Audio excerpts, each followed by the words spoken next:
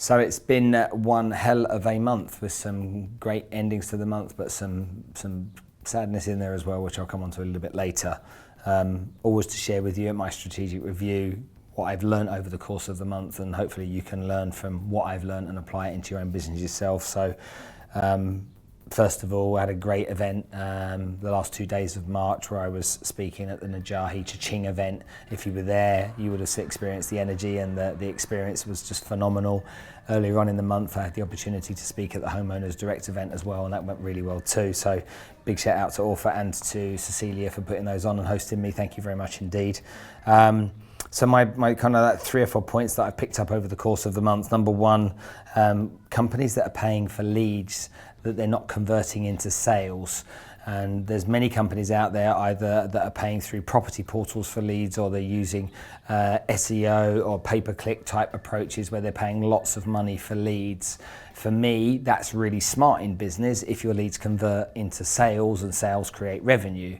It's not smart if your leads convert into nothing because people aren't closing that business off or those prospects off. So if you're not closing business off, then you need to understand the problem is you're spending money on leads, but you're not probably spending money or maybe time teaching your staff the skills they need so that they can close those leads. So I've picked up on that on a few companies, real estate brokers, interior fit out companies, and others actually that are just spending the money but not as wisely as they could.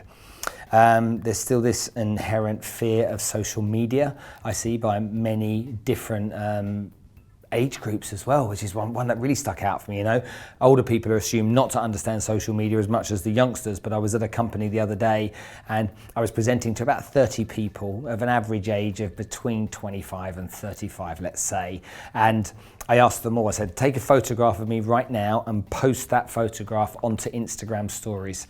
And out of that group of people, only 20% of the room actually knew what Instagram stories were, which really shocked me. Look, you can learn how to use social media very easily. You've got to type into YouTube, how does Instagram work, how does stories work? These are business development tools, so don't shy away from it, lean into it, and if you lean into it, it's going to give you a much better yield and a much better opportunity to communicate and share your story, your news, your information with people that are potential clients of yours down the line. Also, it builds your brand of being an expert in what you do, so please don't shy away from it. It's really valuable for you.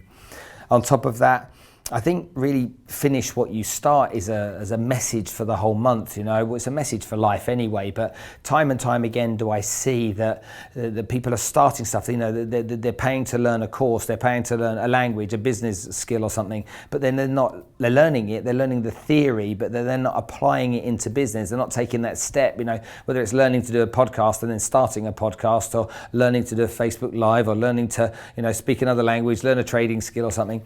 It's critical that people finish what they start, and that's businesses as well as individuals.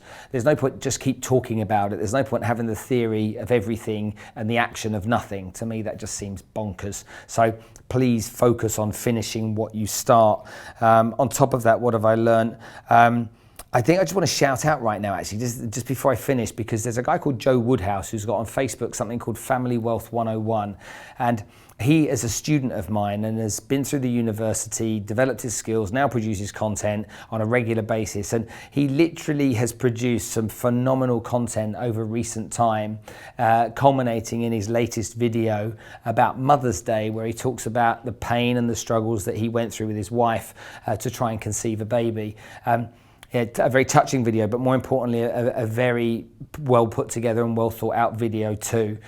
So I'd like just to give him a big shout out and say, well done, Joe, you're doing a fantastic job. And for all of you that might be watching this, go check out Family Wealth 101 on Instagram and Facebook and just see his content. It might give you some inspiration that you could produce content like that too, or get you on the journey from someone that was doing nothing 12 months ago and is doing some fantastic stuff right now. I suppose the last bit is the sadness that I had this month. One of my clients passed away, Kieran Proven from Goldmark Real Estate. I suppose that you know, when someone like that dies so young, it really hits home, and it makes you realise that you should be lucky for the life that you've got. And I really send out my best wishes and condolences to his family and everyone at Goldmark Real Estate, where he was one of the owners of that business.